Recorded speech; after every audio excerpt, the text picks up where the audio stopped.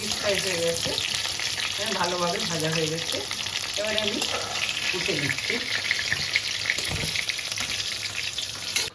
এবারে আলুগুলো ভেজে নেব, ওই একইভাবে ভেজে নেব।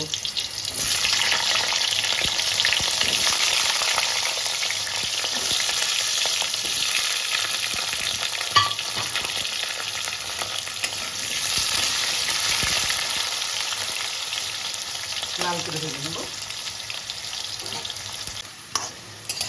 আলুগুলো আমার ওই একইভাবে ডিপ ফ্রাই করে নিয়েছি, এবারে তুলে নিচ্ছি।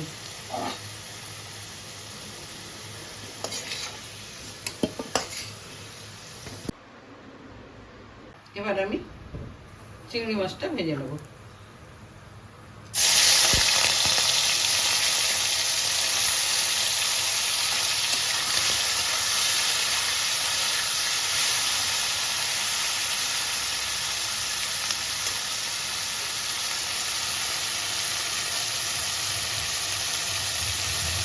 চিংড়ি মাছটা দেওয়ার সঙ্গে সঙ্গে আমি নেড়ে নেবো, কেননা গুটিয়ে যেতে দেবো, গুটিয়ে দিলে ছোটো ছোটো লাগবে, ভালো লাগবে না দেখতে।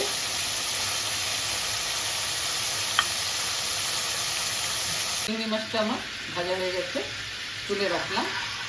কড়াইতে তেল দিচ্ছি না, পটল ভাজার তেলটা থেকে গেছে, আলু পটল ভাজা ওইটাকে করে নেবো।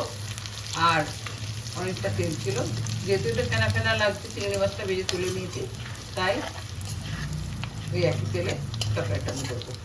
3টে শুকনো লঙ্কা